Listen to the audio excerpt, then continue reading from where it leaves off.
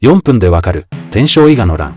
3、1581年9月3日、信雄は再び伊賀の国へ侵攻します。兵数は前回をはるかに上回る3万。数で押しつぶそうという作戦です。メンツも大幅にパワーアップし、滝川一益、蒲生氏里、筒井順慶などを従えました。